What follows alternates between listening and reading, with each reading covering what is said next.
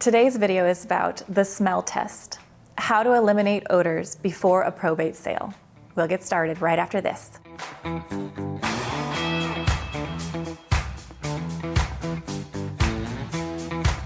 Have you ever walked into a home and immediately wanted to turn around and walk right back out because of the smell? That's what we're going to talk about today. I'm Ashley Rivera of Probate and Trust Help. I'm a real estate professional who works with a team to ensure our clients have the best possible experience through the sale of probate and trust properties. Every property has a smell. Every home has a smell. My home has a smell, your home has a smell. They all have specific scents that just are there. And what happens is over time, we become used to those smells. Well, in some cases, the smell of a home can deter potential buyers and decrease the value of that home. Today, we're going to talk about some common odors and some ways that we can go about preventing and repairing those smells. We'll talk about what to do when you're preparing to sell a property that has a scent and whether or not you would be able to sell a property with a smell and what the consequences could be if you're unable to remove the odor. So first, let's talk about a couple causes of these scents. Humans themselves have many different smells, but a lot of times we mask them with things, deodorant, perfumes, etc. Human smell can just be an odor, right? But a home itself is going to have other types of odors. Some of the types of smells are musty odors caused by moisture, pet odors, usually urine, sometimes it's just the smell of wet animals, and cigarette smells. Those are the three common ones that we have actually seen in many properties. So how do we go about eliminating musty odors, things that have to do with moisture? Well, when you have a musty odor, usually that's caused by moisture. Fixing whatever the moisture problem is going to be your first step. If the musty odor is just a stale odor from a property being vacant for so long, usually airing out a property and having it cleaned can really improve that particular scent. We also recommend running an air purifier to clean the air and changing out things like filters for the air system and ensuring that there is air circulation getting through the home as much as possible. That will help improve any musty or stale odors. When it comes to moisture odors, that one is a whole other game. You still want to open things up and air it out, but if you see any signs of moisture, you're going to want to make sure that you document those so that that can be shared with any potential buyers. Second type of odor is pet odors, usually urine. It can be cat or dog, typically. Other animals could be the problem, but usually cat or dog urine is typically what we speak of when we talk about pet odors. Pet urine is one of the worst offenders when it comes to smell. It seeps into things like carpet and walls and flooring, and it can do a good amount of damage and really prevent the sale of a home. People are very off-put by the smell of pet odor. In this particular scenario, we suggest a much more intense form of dealing with the smells. So a lot of times if you have carpet and it has had pet damage to it, we recommend that you have the carpet and pad removed. You may not actually have carpet reinstalled. It depends on your situation, your financial needs, and we talk about some of that in other videos.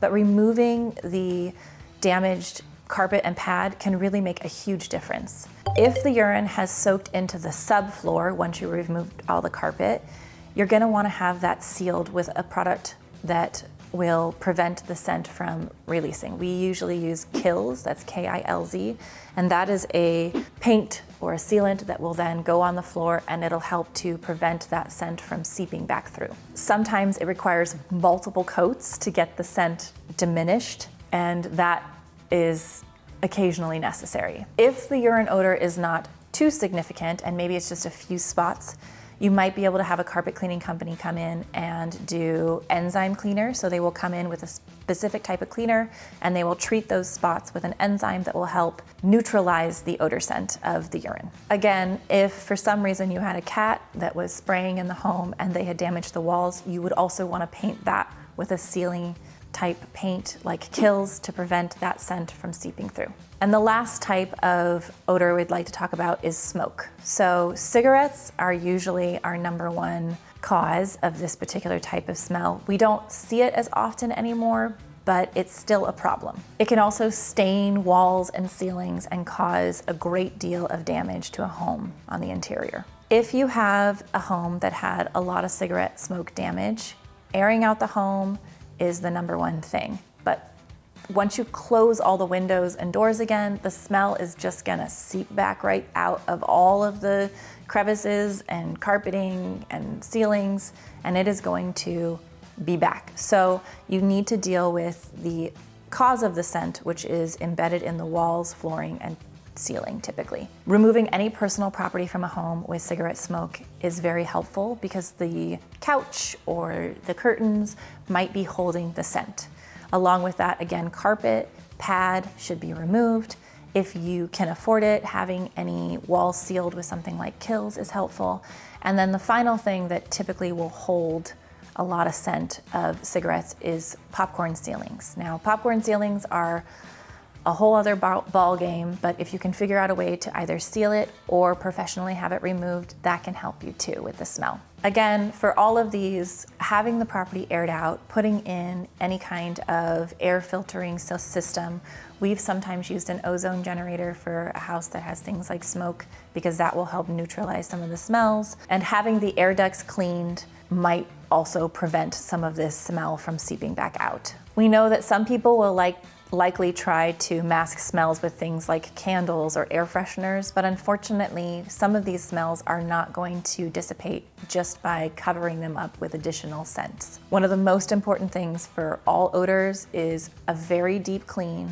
You may need to do some sealing of walls, some cleaning of walls, some painting of walls and ceilings. And like we said before, if for some reason the scent is very extreme and you've tried many different methods and they haven't worked, bringing in an ozone generator may also be helpful. As a final note, you can sell any property as is. Just know that the selling price of a home that has a really offensive scent is not going to be as high as that of a home that doesn't.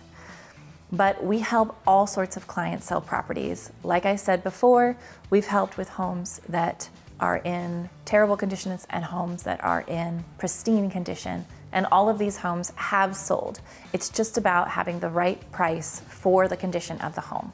But remember, investing in some cleaning and some odor removal can add tons of value to a property. So being aware of that is important for you if there are means and money for getting a home in a better condition than what it originally was in. If you're unsure about where to invest your money when it comes to the condition of a property, it's always good to rely on a certified probate real estate advisor to help guide you through the preparation, marketing, and sale of the home. When it comes to preparation, our team is experienced and we know what we're doing. We've helped with many homes in many different conditions. Recently, we helped with a property that had a really extreme smoke smell to it. We guided our clients through the removal of the property, the removal of the carpet, and prepping the home for sale. When we had the carpet removed, there was still some odor, but we knew that this property was going to be sold to investors. So we were able to have a cleaning company come in and clean it as best they could and manage the smell enough so that the home showed well during our open houses and during any showings after that. We actually had the client's mother come to the property and because our client lives out of area, and the client's mother mentioned that prior to us coming in and doing anything with the home, she wasn't able to enter it because the scent was so offensive, but she was able to come in and it was fine. So know that it's sort of a step-by-step process, and relying on a professional to help guide you through is really what's going to make the difference for you. Thanks for watching. We hope you found this of value. Please like, subscribe, and hit that bell button for more probate real estate insights. And drop a comment below. Tell us, what's the most offensive home smell to you? Thanks for watching. Have a good day.